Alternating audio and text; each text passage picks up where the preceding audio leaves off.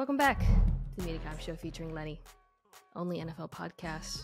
One of the hosts thinks cover two is when you kick dirt to cover your poop. That's Lenny. I'm Mina Kimes. I am joined for our third divisional preview by Mariners legend, PFF's Steve Palazzolo. Steve, welcome back. Mariners legend. I like it. Yes. Two great months of life back in 2010. But yeah, appreciate you having me. For those who don't know, Steve played minor league baseball, and he is wearing a Mariners shirt. For those who aren't seeing the visual, more notably, now he is one of the hosts of the PFF NFL Show, which is an excellent podcast you check out. I've had you on, I've had Sam on, I've had you and Sam on together. I'm having you on today to preview the AFC North. I'm kind of bouncing around. Usually I go AFC, NFC, whatever, but yeah, I wanted to do the North. Interesting division.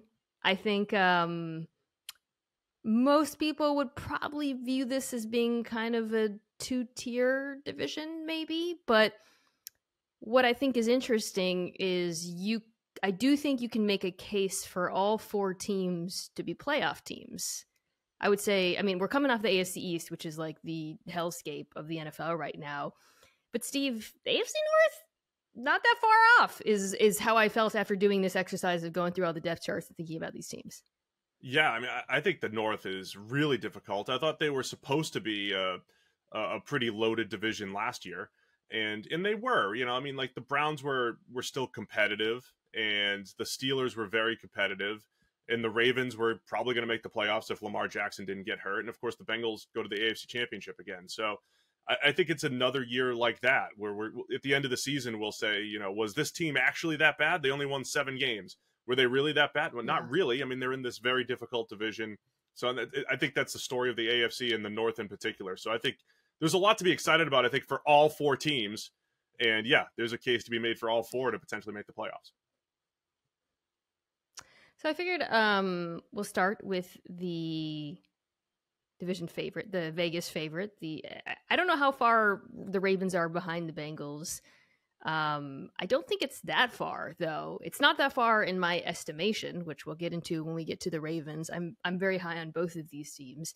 But I figure we'll start with Cincinnati. Probably the least amount of change, you know, when you look at these teams and consider some of the personnel additions, subtractions, schematic changes. The Bengals are pretty similar to how they looked last year, sustain their coaching staff as well, which is a big coup. We'll talk about big coup, big Lou. We'll talk about the defense in a second. But like beginning with the offense, Steve, just looking at this group, the big change is obviously bringing in Orlando Brown Jr., left tackle, moving Jonah Williams to the right side. As of recording on July 5th, Joe Mixon is still the running back of this team. We'll see if I feel like the most likely outcome is probably just he takes a pay cut and sticks around at this point, although there's still a lot of veterans out there. But by and large, do you anticipate there being many or some changes for what was obviously a very successful offense last year? No, I mean, I think they'll be just as good as they were last year. I thought, last year was a big year for the Bengals because they adjusted to the NFL, right? They adjusted to some to defenses. We got to see Joe Burrow have elite production for the second straight year. I think with all young players, as much as we live in the social media world where we want to declare greatness right away, it's important to see things more than once. So it's important to see Joe Burrow for the second straight year when they really handed the team to him and stopped becoming a run-first team, that he produced for the second straight year. And Burrow to Jamar Chase, they look unstoppable. They answered a great question when Jamar Chase got hurt. T. Higgins could be a number 1. Tyler Boyd comes back healthy this year. So the foundation is there for the Bengals to be great. With Burrow, the pass catchers, Orlando Brown stepping in at left tackle, I think the line will be good enough. That's all they need, to produce. And if Mixon is back and, carrying the ball, he's more of an afterthought, but there's certain games like against the Panthers last year where he was unstoppable, and that makes the Bengals one of the best offenses in the league. I think because Joe Burrow has been so good so early in his career, we think of this offense as being good the entire time, or dominant perhaps the entire time. But you touched on something there, which is they did change last year and made adjustments as the season went on, which I think, Zach Taylor probably deserves some credit for as well as Callahan. But the first half of the season last year, Bengals offense wasn't that great. Like, there were some pretty ugly games statistically. I think they were maybe average to even below average in a lot of categories. They really struggled against split safety coverages, which is something that Joe Burrow said they had to get better at in the offseason. I don't know if you remember that. Yep. And it was kind of interesting because it was like very transparent of him. He was like, yeah, we're not going to face those, like, the same amount of man coverage and single, like, it's, their defenses are going to play us differently. And they did. And there was a bit of an adjustment period. But by the second half of the season, I just grabbed in the first half, Joe Burrow was 31st in QBR versus cover 2.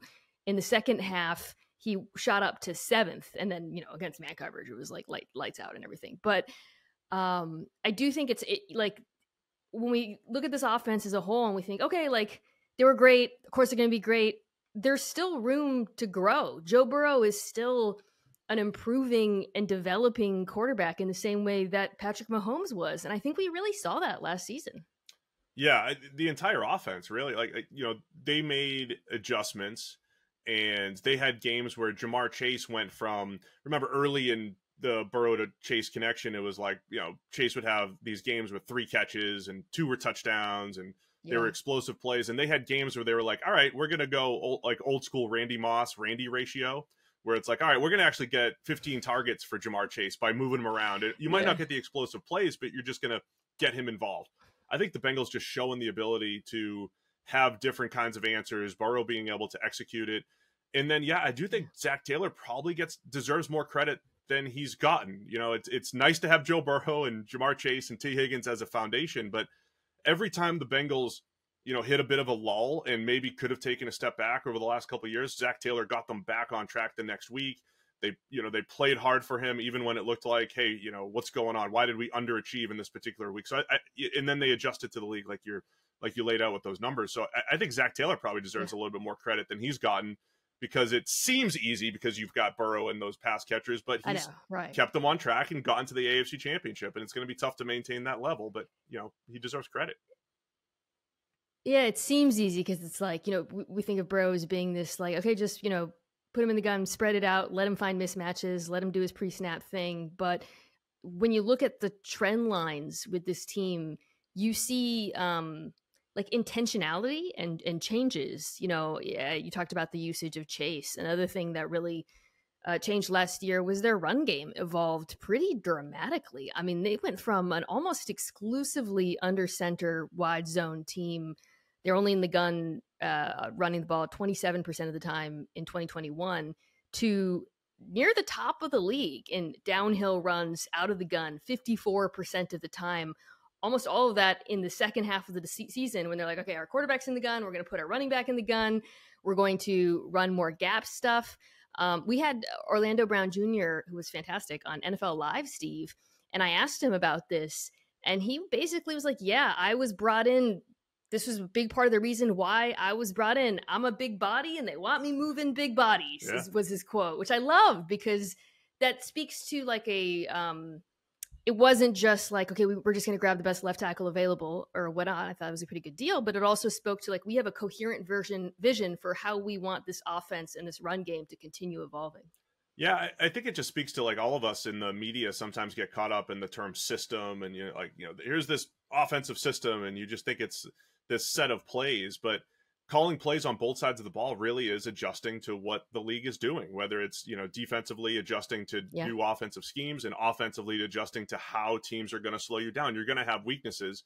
So how do you, make your weaknesses better or disguise them? And again, I just want to give the Bengals credit. It's easier to do it with Joe Burrow and with good players, but you still have to do it, right? We've seen other quarterbacks in other passing games have 1 or 2 good seasons and then flame out or not be able to build on it or whatever it might be. And I think the Bengals, honestly, even just when they turned it over to Joe Burrow in the middle of 2021, early in the year, he was only throwing the ball 24, 25 times a game. There was all those games where they just kept running it. And then all of a sudden they were like, hey, Joe, you're going to throw the ball 50 times this week. And oh, by the way, it worked. It made sense. And just that adjustment in 21. So there'll be something else that comes up this year. Totally. Right? There'll be something that comes up where the Bengals have to make an adjustment. And we've seen them do it in the past. So it gives you more faith that they can do it again going forward. So Zach Taylor might not get sufficient credit, but Big Lou gets a lot of credit. He's got his work cut out for him, though. If I had a concern about this team, it is not about the offense. We can leave the offense aside. It is about the fact that this is a very, very young secondary. They're going to look pretty different from the one that Anarumo has worked with the last couple of years. Von Bell, Jesse Bates out. Daxton Hill, who was their first-round draft pick last year, is going to start alongside Nick Scott, who was with the Rams at safety.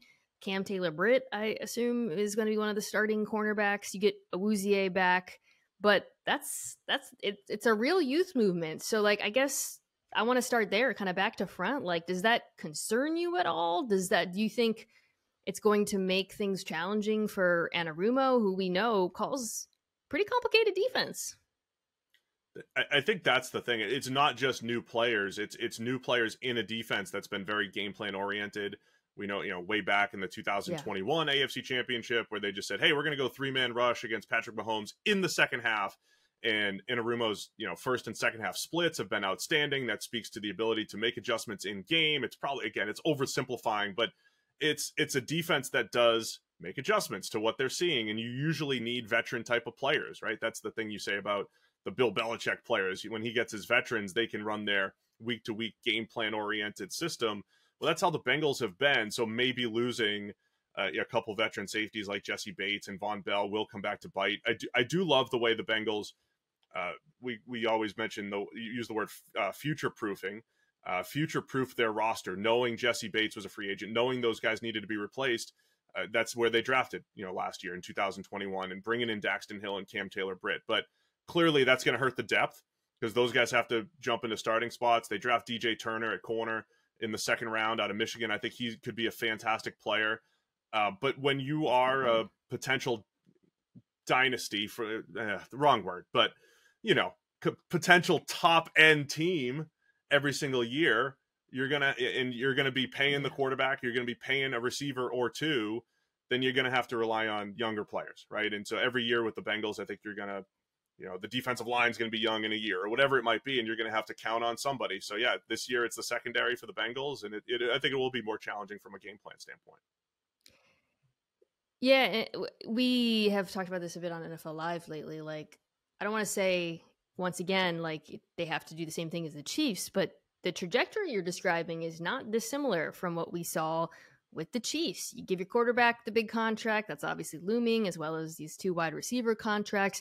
Where the Chiefs saved money elsewhere was in their secondary, and they invested a lot of draft capital into that defense. There were some ups and downs at linebacker. They were very young, but by the end of the year, they were playing really good ball. And I think that's what has to happen in Cincinnati, to your point, to make it a sustainable, which is what a dynasty is. It's a sustainably good team. You have to find value, and they're not going to find it at wide receiver or quarterback. So it does seem like, and not just in the secondary up front too. I mean, I liked the Myles Murphy pick a lot for them at the end of the first round where they got him. I like the player, but I also really like, again, they're thinking ahead to, we've got some older veterans on the defensive line. I guess they're not that old. Trey Hendricks is not that old, for example, but still, we need depth there. We need cheap depth. We need to improve the pass rush, frankly, more than other parts of the team. So that made a lot of sense to me. I don't know how much of the field he'll see year one. I suspect, like Osai, they'll use him situationally, maybe rushing on the inside as well. He can do that. But it does feel like the pass rush, Steve, and maybe we can wrap here with Cincinnati, is going to have to be better this year as the back end develops and adjusts and maybe peaks at the end of the season. Yeah, I agree. There's got to be more consistency there. There's certain games where Trey Hendrickson is outstanding and Sam Hubbard has been solid. DJ Reader, when healthy, more of a run stopper, but he could push the pocket a little bit. But I think a lot of the best teams are rolling 7 and 8 deep on the defensive line. So that's where I think a Miles Murphy and his power, as a power rusher, I think he helps immediately. But again, it comes down to that long-term aspect, as you mentioned, not necessarily old on the defensive line, but in a couple of years, Trey Hendrickson has to get paid again, or Sam Hubbard has to get paid again. There's only so much money to go around. So I like a lot of the Bengals moves, not just for 2023, but for 24 and beyond, where they're going to get a little bit cheaper at these positions where they won't be able to spend as much money because they want to keep the trio together, Burrow, Chase, and Higgins. So from a future-proofing standpoint, again, I love what the Bengals have done, especially on the defensive side of the ball, but it puts a lot more pressure on those young players. So and Sweet Lou calling those plays. So I think that'll be a big story for Cincy, right? He might leave too at some point, by the way. Oh, yeah, exactly. Of course. Yeah. I know, but if you want to sustain success, I mean, that's what you have to prepare for, right? Is losing coaches, losing good players, keeping your nucleus together. I think the Patriots are always they are the actual dynasty that you look to. And so I think the Bengals, the Chiefs, they should be saying, okay, let's learn lessons from New England. What places were they never weak, right? Where did they maintain strength? It was on the offensive line. And then when they did let things go at receiver, they didn't have a chance to win the Super Bowl those years. They made the AFC Championship, but they didn't have a chance to win. So I think there's lessons to learn from the Patriots and how they built. And I think Cincinnati and the Chiefs are both doing really good jobs there. Yeah. Let's talk about the Ravens. Is there a unit in the entire league that you're more intrigued by than the Ravens offense? Not really. I mean, I feel like I'm not being too dramatic. Like that, it literally, I feel like all of us in our ilk, week one, that is what we all want to watch. Yeah. How much Lamar Jackson's awesome. And then you want to know, okay, how much of his awesome was Greg Roman putting him in a good position to succeed? Was great. Like half the people are saying Greg Roman, is the reason for Lamar Jackson because he adjusted to a skill set. The other half are saying Greg Roman, there's a ceiling, right? There's a cap. Let Lamar cook. He's, what's Todd Monken going to do as a new offensive coordinator who probably wants to pass the ball more than Roman did. But you also have to tap into Lamar Jackson's skill set. You have to let him run. And then the easy media narrative is, well, Lamar got hurt the last 2 years. You got to do something different. It's like, do you really? Do you? Is it okay to run him 10 to 15 times a game? Yeah, probably is. And you probably have to because that opens everything up. Why would you lose your trump card there? So I'm fascinated to see what they do schematically. And then, okay, by the way, OBJ's coming in. And a guy like Zay Flowers coming in as a rookie who, I think was one of the more polarizing prospects depending on who you talk to. Some people loved him. Some people thought he was just another small receiver. So personnel, scheme, Lamar coming back after all the offseason drama around the contract. Yeah, there's a lot to watch in Baltimore. So I think this is going to be like one of those fascinating. So rarely with quarterback play do you get like the control. Like, for example, with Lamar, there's been, you kind of highlighted, there's like two sides of the like, oh, could he be a better passer with better weapons, with a better scheme? Well, or, is it actually, this is who he is and we're putting too much blame on the pieces around him in the context? Well, if the wide receiver group is actually healthy, we're really going to answer a lot of the questions that people have had about Lamar Jackson. Like, as a passer, he has been very good in moments, stretches, streaks. But there's always been like legitimate excuses for him. Like, they are totally legitimate, right? Like, I don't think many quarterbacks would thrive in the passing attack. But, again, Roman was a bit hamstrung by the talent, whatever. Anyways, point is, you get the control now. Like, you get to actually see, okay, what happens if this guy has a competent receiver group and a play caller that I think we all agree, is certainly has called more successful passing attacks than Greg Roman. I think that's a generous and fair way to put it. We'll see. Like, we'll know. Like, Lamar against the blitz, which has been kind of an issue at times over the last 2 years. I think we'll get a sense of like, okay, like how much of that is him, or like it just. I think that's what's so fascinating about it is not just kind of like the football side of it and how good it could be, and I think it could be very good, but it's also just going to answer a lot of questions that we have that have up to this point have not really been answerable. Yeah, for sure. And I think you're right. I mean, there's been excuses for Lamar, but then there's also questions that he brings to the table. Like in 2021, that was the year they had that Monday night game he had against Indianapolis where he was like 37 for 43 or something ridiculous in overtime, in overtime win, and just doesn't miss a throw the entire game. And both early last year and the year before, it was like, all right, Lamar's back on this in this MVP conversation. Right. But before the injuries, both years, he did taper off. There was a ton of turnover worthy plays at the end of 2021. And, he would have 2 per game for about 5 or 6 games before he got hurt. So the consistency still hasn't been there. So even with the idea that add to this, in his MVP season, if you were ranking his playmakers, they're not in the top 10 to 15 or even 20 maybe in the NFL. So you got to give him a ton of credit for 2019 MVP year, one of the best offenses in the league. But of course, the question is, why hasn't the offense, even with Lamar, been to that point over the last couple of years, right? So there's a million question marks that include Lamar, that include the supporting cast, that include the play calling. So yeah, I can't wait to see it. One other thing we learned too, I think, is Mark Andrews, just how special he is, no matter who has been quarterback, whether it's Josh Johnson on team 17, Mark Andrews is still producing. He's quarterback proof. He's a clear top 3 to 5 tight end as a pass catcher in the NFL. And now you're adding OBJ and Zay Flowers and hopefully Rashad Bateman being healthy. There's a lot of potential here in Baltimore. Mark Andrews in particular, like the amount of space he could potentially finally have. Like, we're talking about a guy who was so clearly, and at times Lamar forced it to him. I mean, Lamar really likes throwing to the middle of the field up the seams. And so, but a lot of it was like, of course you're going to throw it to Mark Andrews. Who else are you going to throw it to, especially when Bateman was injured? And if Bateman, Beckham Jr., and Zay Flowers, or some mix of them, are on the field, I keep going back to that word space because this has been such a congested, heavy offense. And it has been, again, like they've been really successful. So on one hand, it's like, well, yeah, because they were so unique, they were so difficult to stop, but it's going to look so different. And there's going to be so much more space for the skill players. There's going to be so much more space for the run game. I think I posted, I talked about this in NFL Live, but the Ravens unsurprisingly faced very few light boxes last year, the previous 2 years. Shocker, right?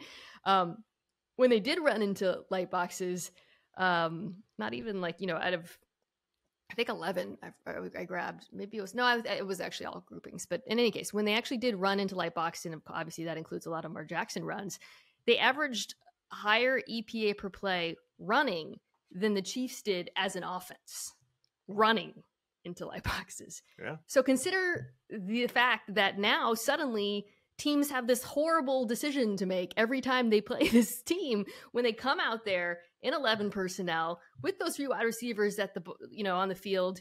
You're going to have to seed the run a bit more. And I just think oh my God, this was a absolute war machine on the ground.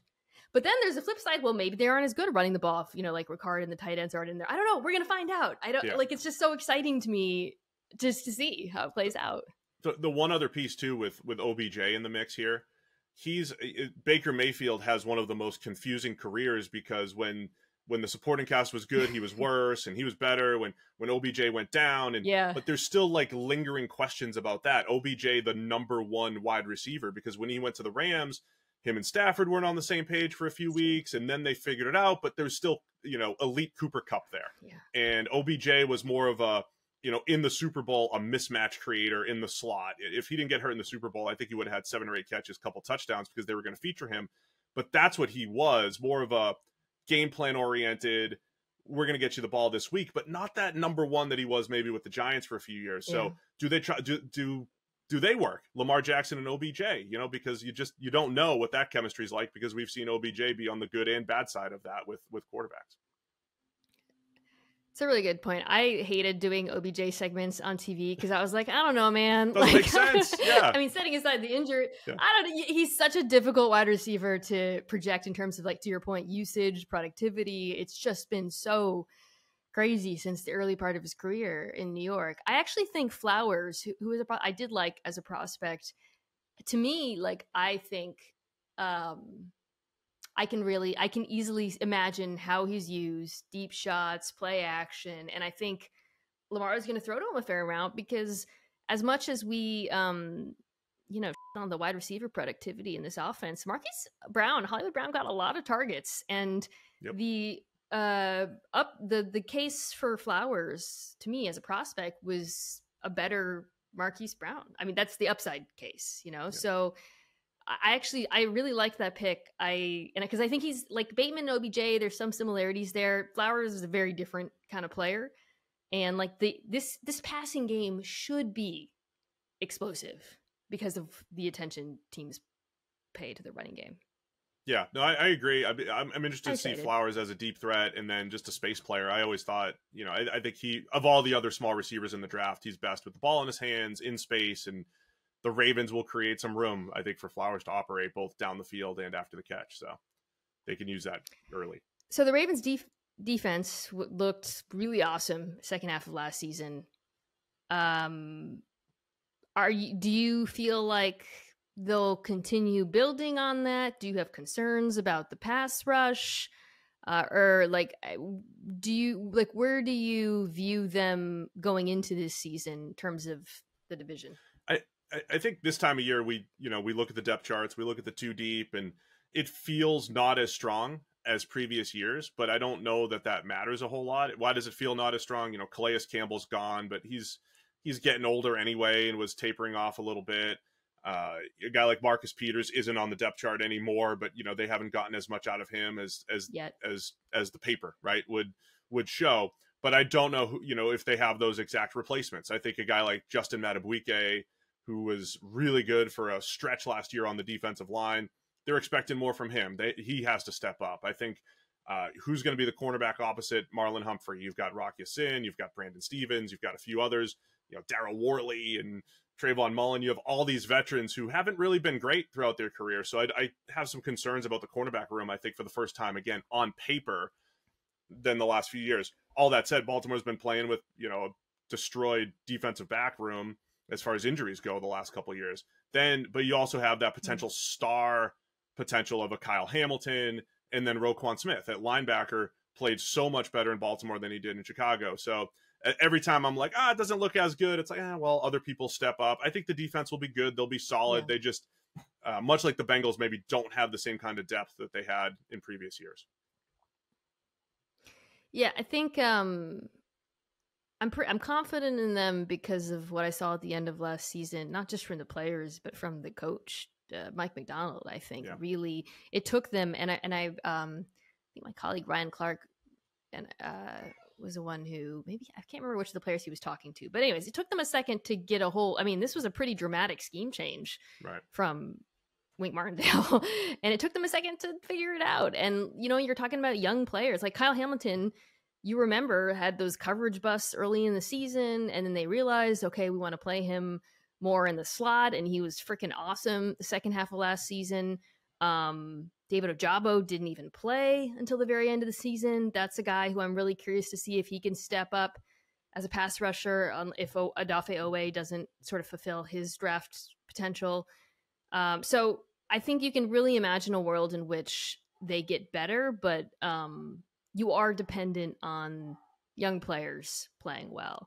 I will say, Roquan Smith, I mean, it was like a hand in a glove when he showed, I always liked him as a player. I think he's got a really rare skill set for off-ball linebackers in the NFL right now in terms of just his ranginess and coverability and everything he does. But I also was like, when he arrived in Baltimore and you saw the way they used him, the way he unlocked the rest of the team, it just made sense. It was one of those player acquisitions where you realize, this is the perfect scheme for you. And maybe you're not worth this trade and this money on a different team, but on this football team, you absolutely are. That's how I felt by the end of it. Roquan's so interesting because I loved him too as a prospect and skill set wise, the way you described. And then, at PFF, we always get, pushback. Well, Roquan Smith's awesome, and you guys gave him a bad grade. And it's like, hey, look, I like him too, but I'm going to go watch the film. I want to figure this out. Why did he grade so poorly against the run? And I'm watching when he was with the Bears, and I'm watching all these plays. I'm like, he's a little late to diagnose, and he's just getting blocked. He just gets blocked a ton at the second level. Like, that's what was happening in Chicago the majority of the time, but that wasn't prevalent with the Ravens.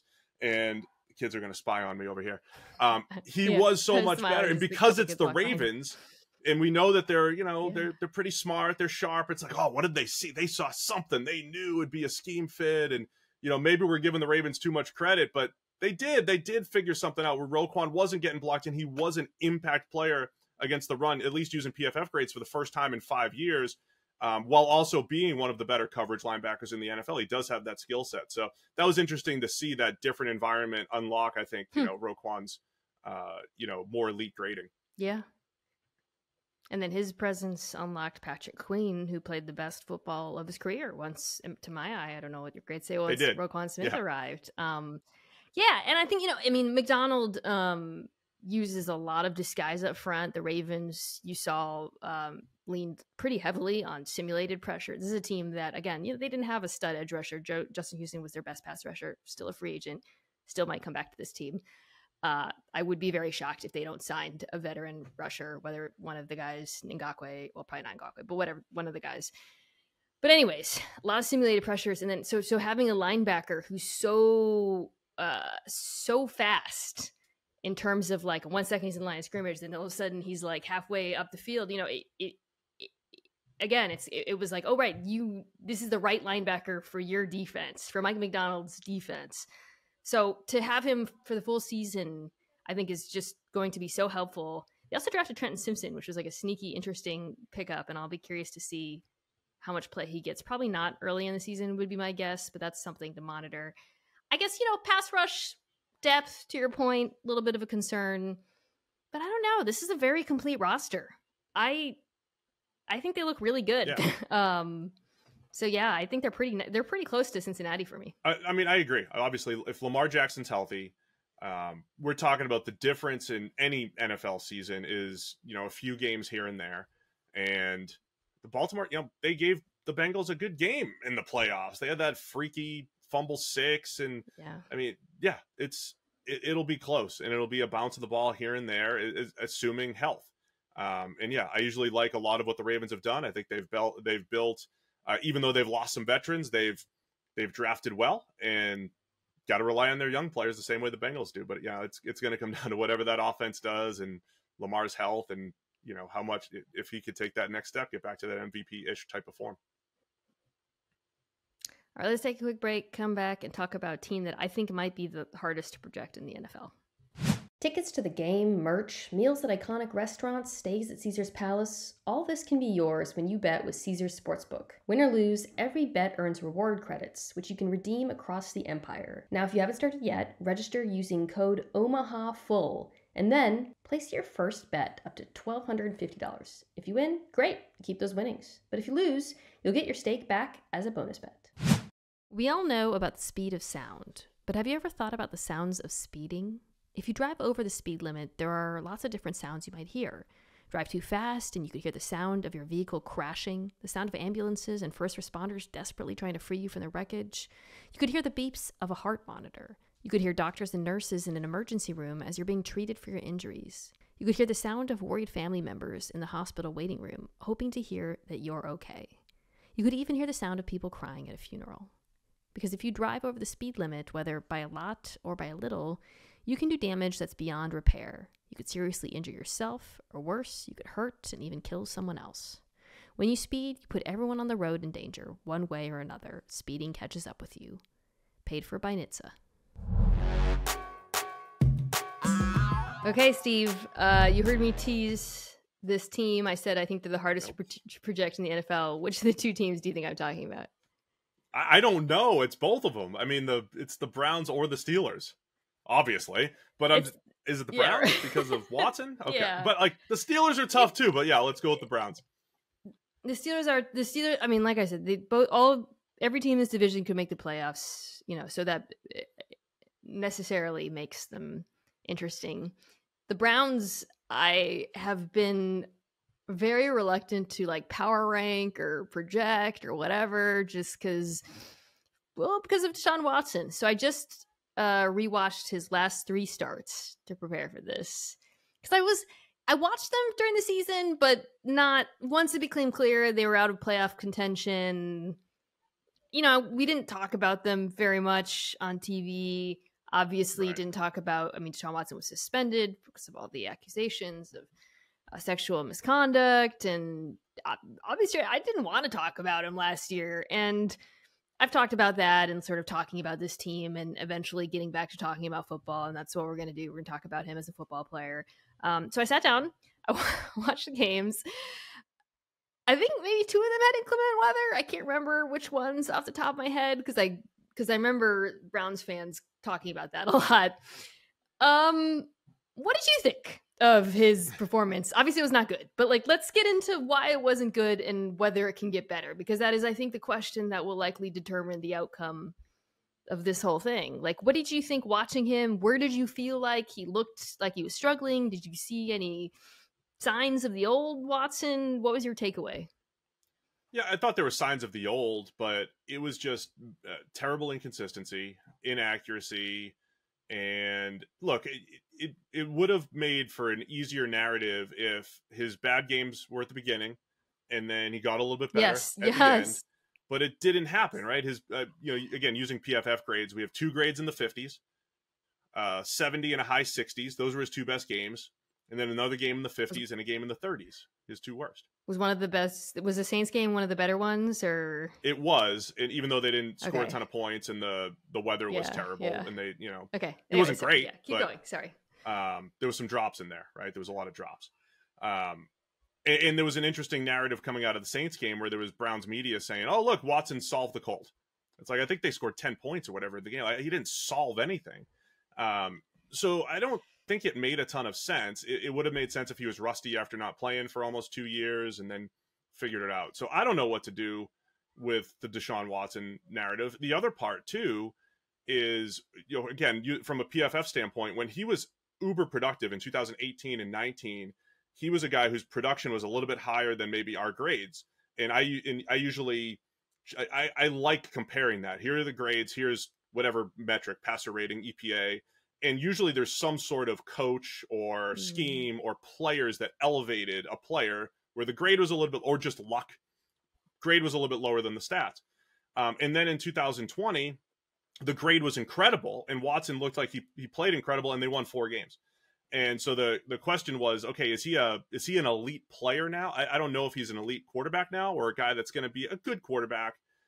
And so the Browns just need him to get back to good, where he's not missing as many throws. He's not making as many bad decisions. There were flashes where he looked faster and he looked like a playmaker, but those were flashes. And one other thing I'll say, and I think a lot of people in football miss this, the conditions matter. The weather stuff does matter. And playing in a dome does matter. Like, if you look historically, it's like a 6-point difference in passer rating, just using an example of a number, 6-point difference in passer rating inside versus outside. So when you have a guy that's played indoors his entire career, the stats are going to look a little bit inflated. And nothing against Drew Brees or Peyton Manning, but like, that made them better playing indoors. Like, there's no bad, it is easier statistically. It just is easier. And I don't think we consider that enough. In other sports, we have ballpark factors in baseball and everything. We don't consider it enough. And I do wonder how much that's going to be a factor. It's not every game, but it does matter a little bit, I think. It's Cleveland. It's the AFC North. Yeah. Like, you're going to play in the snow, man. Like, this is not going away. Yeah, I wonder how much they considered that when they did. I mean, didn't seem like they were considering a lot, but it's not a reason to like not take a player or anything. But it is a reason to say, okay, this guy had 105 passer rating, but you have to say, okay, but he was indoors for 10 games. Like, Matt Ryan is a completely different quarterback if he plays in Philadelphia his entire career. You just have to factor that in when you're evaluating players. Well, I think you hit on another thing there that's worth sort of starting with, which is he doesn't have to be great. I think he only has to be good, because I think otherwise this offensive depth chart is awesome. I mean, the line is still extremely good. One of the best in the NFL. It's still an unbelievable run game. I honestly just had to stop myself from clipping Nick Chubb stuff because I just love him. So I think he's so good. He's clearly the best running back in the NFL to me. It's not a contest. I'm sorry. And I'll talk more about him in a second. But anyways, I was think tweeting about this. I kind of like this wide receiver group. I feel like they've got some really nice complementary players. Amari Cooper's still very good. I thought he was really good in the slot in particular last season. They got a big-bodied outside guy in Cedric Tillman, which is a pick I really liked. Some speed with the trade for Elijah Moore. I think him and Cooper, they can move them around. DPJ was pretty reliable as a number 2 last year. So, like, it should be good. It's not like you don't look at this team and think Deshaun Watson needs to carry this offense the way he sometimes has it, at points during his career. He just needs to be good enough, the way Jacoby Brissett was good enough for the first half of the season. Yeah, Jacoby Brissett was good. He was good last year. He kept them in a lot of games. He was not good late in games when the game was on the line. And theoretically, that should be the difference, right? Deshaun Watson should be able to play better than Jacoby Brissett did last year, and then be better, in crunch time. And you're right. I mean, I think the Browns are similar to the Ravens in that I think they're really good at making moves around the edges, as far as making sure that the roster's in good shape, making sure that the offense is solid on the offensive line. The Browns have had one of the better offensive lines for years now. I thought last year I've had some questions about their receiving core compared to others, but I think the Elijah Moore move, I think everybody's pretty high on that, just to kind of, prospects that a lot of people liked in a new system where they can move him around. And I like having receiving cores that have different skill sets. Amari Cooper still a very good route runner. Donovan Peoples-Jones, who, as you mentioned, deep threat, size. Tillman could be very good outside. So they have all these options, right? So I'm with you. I think the roster's good. And then on the other side of the ball, defensively, their biggest weakness was the defensive line, and they attacked it properly, I think, this offseason to maybe even turn it into a strength.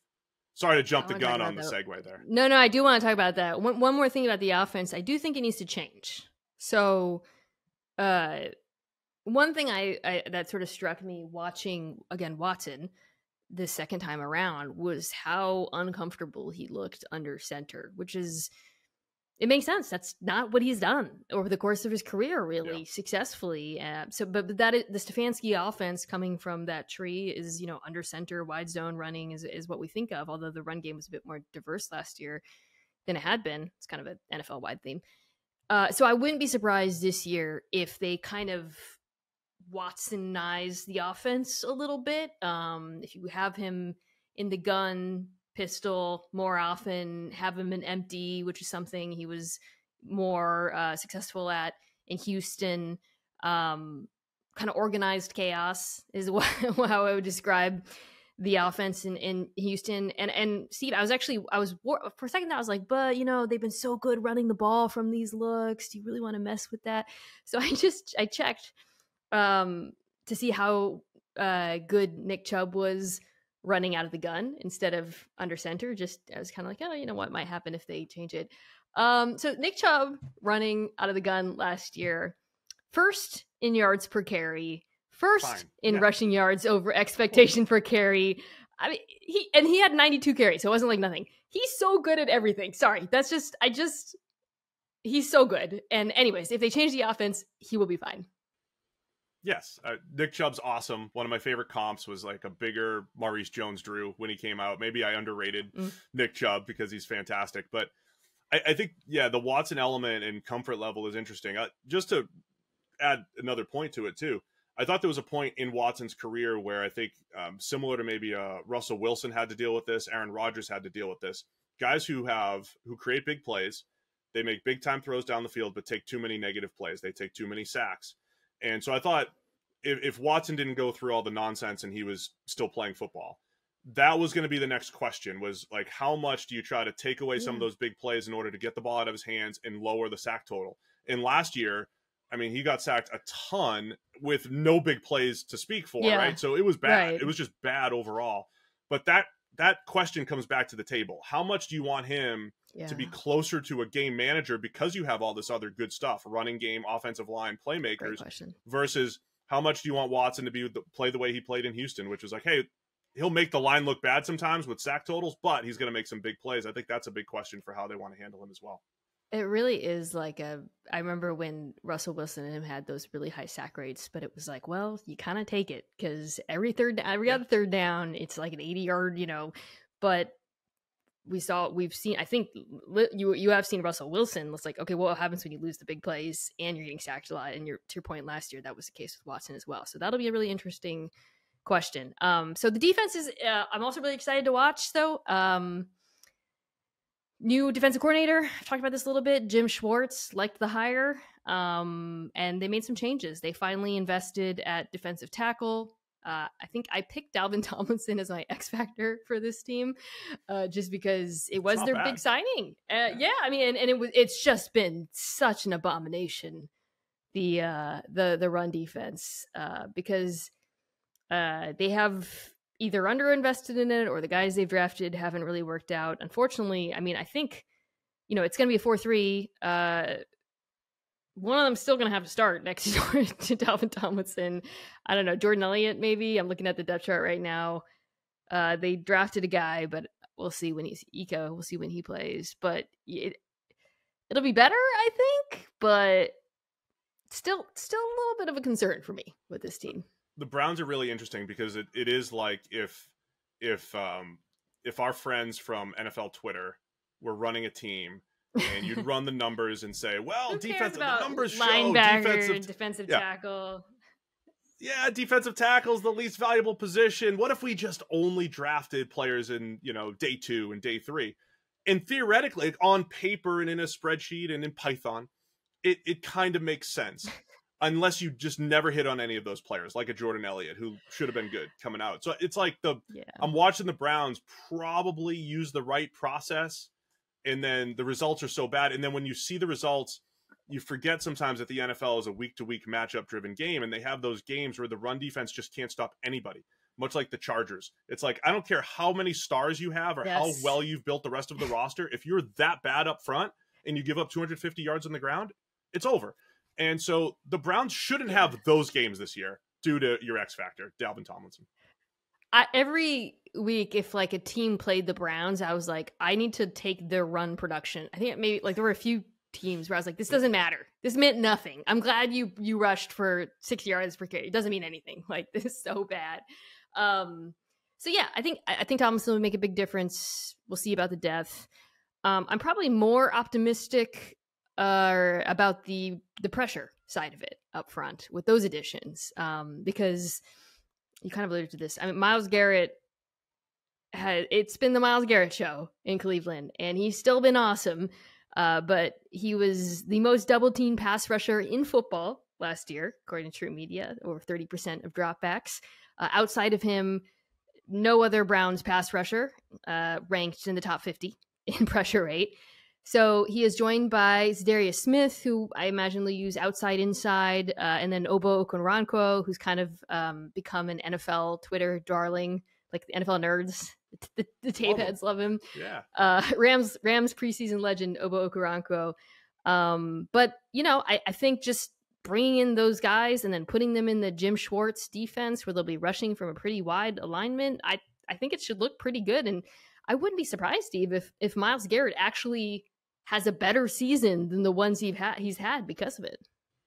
It's one of the most difficult things in football sometimes is when last year during the season, you were trying to make a case, Sam, my buddy, trying to make a case for Myles Garrett for Defensive Player of the Year, but because the Browns defense was terrible and I don't think he had the same sack totals as Nick Bosa and Micah Parsons. And it's like, of course it's Nick Bosa and Micah Parsons. Of course it's a 2-horse race. And it's like, look at every metric on Myles Garrett. Win rate, PFF pass rush grade, double team rate, like you mentioned.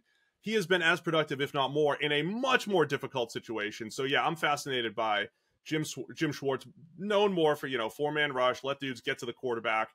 Myles Garrett's produced in every system that they've had anyway, so he'll continue to produce, but now he has help with Zadarius Smith, with Obo, who you mentioned, with Tomlinson on the inside. So yeah, I think the Browns turned a massive weakness, which was their entire defensive line, into potentially one of the best in the NFL just by a couple of additions. If they live up to especially Zadarius Smith, the way he's played the last couple of years, and Okoronkwo, the way he mixes in. People love him because his just per snap productivity has been great. I don't know if he's a great 800 snap guy, but now that they brought Zadarius in on the cheap, he doesn't have to be. So love that as a trio, and the way they could use all of those guys up front.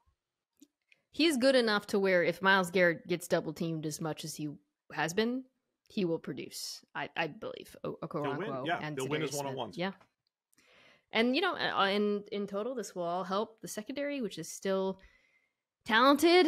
Kind of a group that hasn't really put it all together in terms of, I would say, like consistent play. At the same time, like there's been like great Denzel Ward streaks, and Greg Newsome at points looked okay, and like did Grant Delpit play better at the end of the season? They need to all play good at the same time.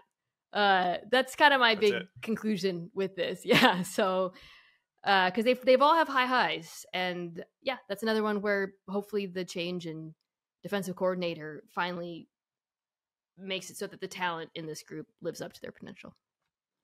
Yeah. Sometimes the scheme change just helps, right? It's certainly, there's growing pains and there's an adjustment, and, a Ryan Clark might say, oh, it's really difficult to learn a new scheme. It takes time, but over the course of a season, statistically, you just take a bad defense, bring in a new defensive coordinator, and you're going to be better.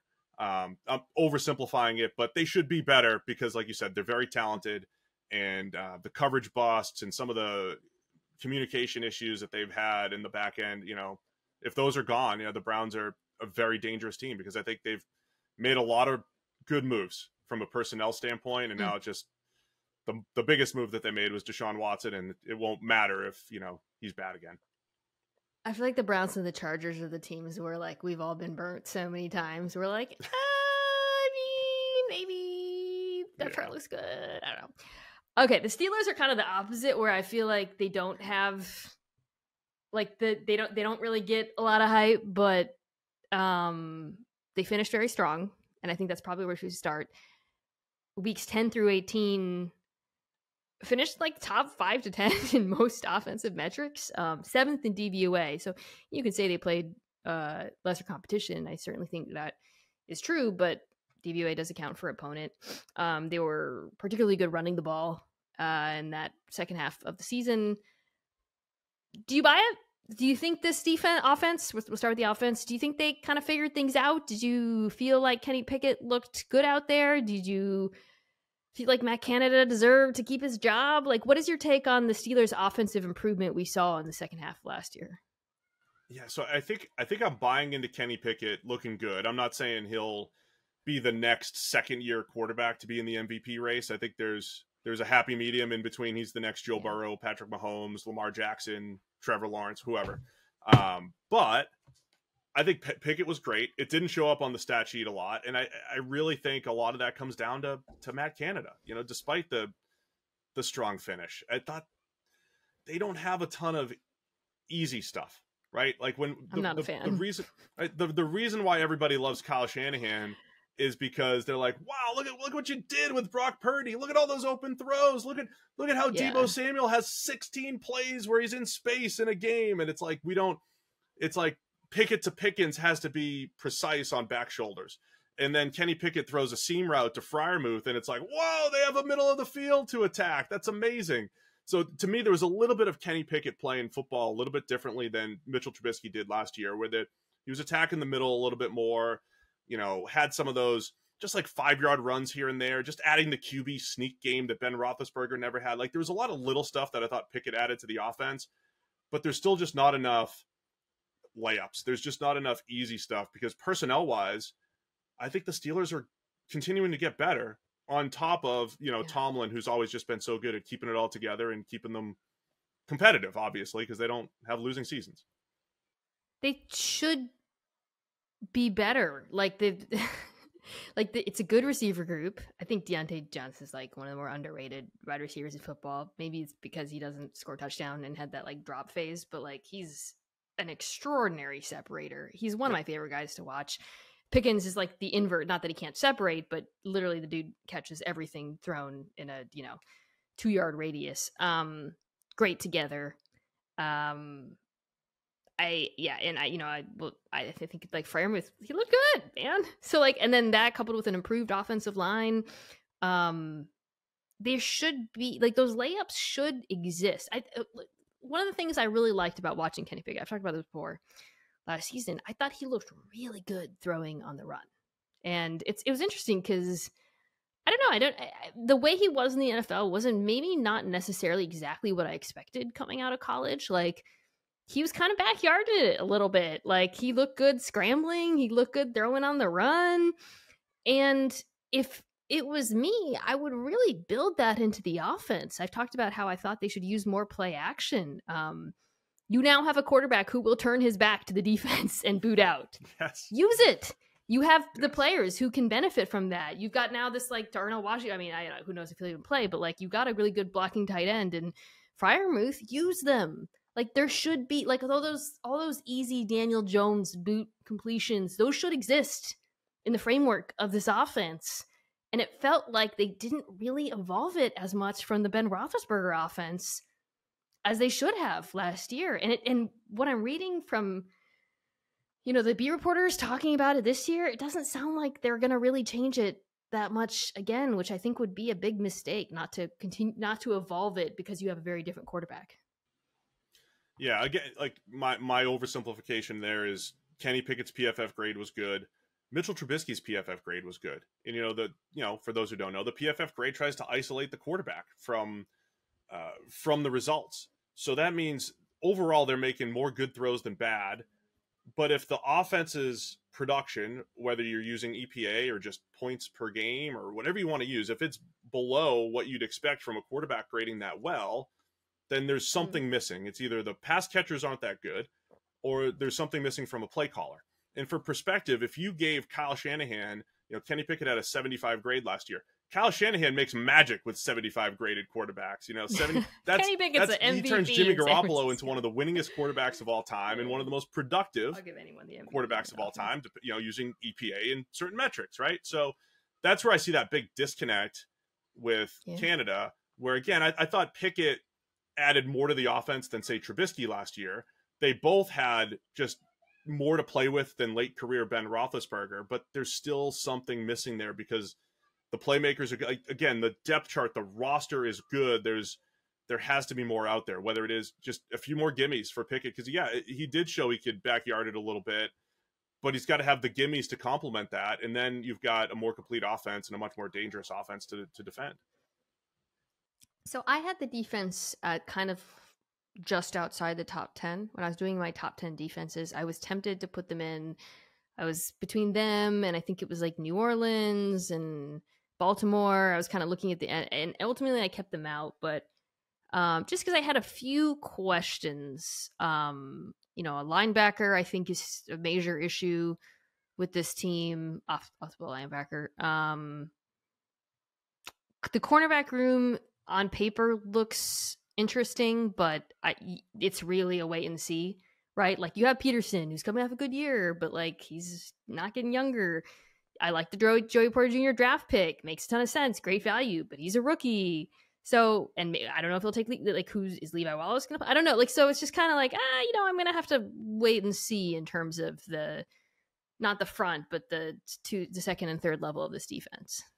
Yeah, I'm with you. I don't know what to do with any of those positions. It feels like linebacker, they went from let's take a chance on, they traded up to go get a Devin Bush, or, they took a chance on Miles Jack, right? Let's take these former first rounders and see if we can, Bush hopefully develop, or Miles Jack, kind of get him back to where he was at one point in his career. It didn't seem to work that well. They've decided to go maybe more dependable. Like we kind of know what we're going to get from Landon Roberts and Cole Holcomb coming over, and doesn't make it a strong unit necessarily, but they just have to be good enough. But I don't know what to do with Patrick Peterson or a Joey Porter, right? I like Joey Porter quite a bit, like the fit, but again, as a rookie, I don't know. But I think the Steelers have done a nice job just kind of like throwing depth at the cornerback position, and even if guys don't work out, they've stitched it together. And then it just comes down to me, the superstars there, right? TJ Watt, when he's healthy, is an absolute game changer. Cameron Hayward is when he's healthy. If those guys stay healthy, I feel like they've got enough pieces there that they are, creeping around that top 10. If they don't stay healthy, they're a little more fragile, despite I think they've invested a lot at pass rusher as far as, Marcus Golden coming in, Nick Herbig in the draft, who I loved. So there's a little more depth there for TJ Watt potential injury, but you need those stars because it's a really good defense with Watt and Hayward. If the stars are healthy, this is not, if the stars are healthy, this is an awesome pass rush to me. I mean, Watt still one of the best 3 or 4 pass rushers in football. Hayward's still very good. Alex Highsmith is really good. Yep. And then like Marcus Golden, I feel like is he is like, there should be like a group of players who has bounced around the league despite being good. And I would put, for a while, it was like Adrian Amos was like in this category. There should be like a list of like, why can't this guy stick? You know, like, because I wanted the Seahawks to sign Marcus Golden. When I was looking at the list of free agent pass rushers, I was like, he's good. He's actually good. Like, he's better than, you know, some guys who get more money, it seems like. But anyways, as depth, love it. I talked about Nick I would Herbig, sign all those guys. I feel like if I was a GM, I would sign all of them. There's like 6 to 8 of them. Like, I'm going to have a good, solid team if I just have this group.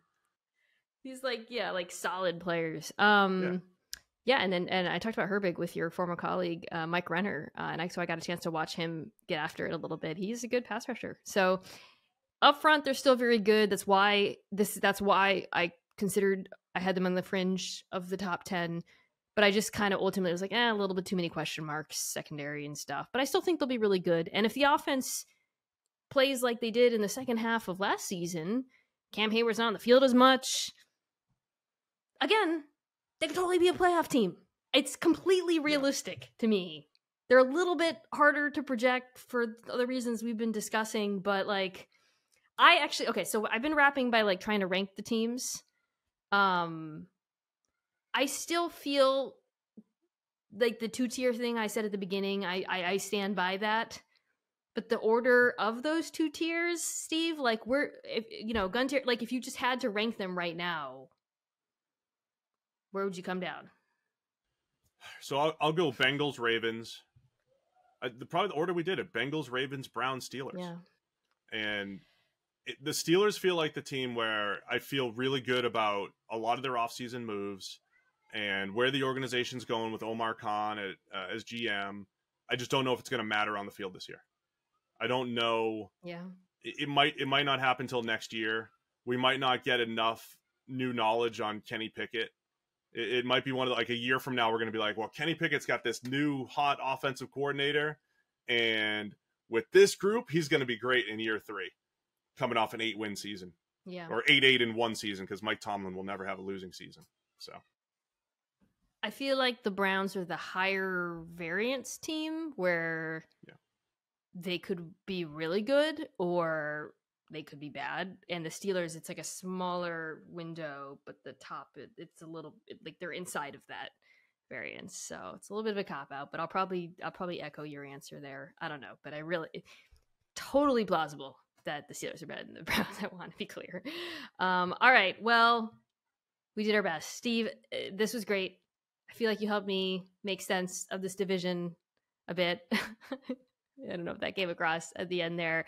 Guys, if you don't already subscribe, check out the PFF NFL show. You guys' intros have gotten shorter. I want to note that. I appreciate that as a listener.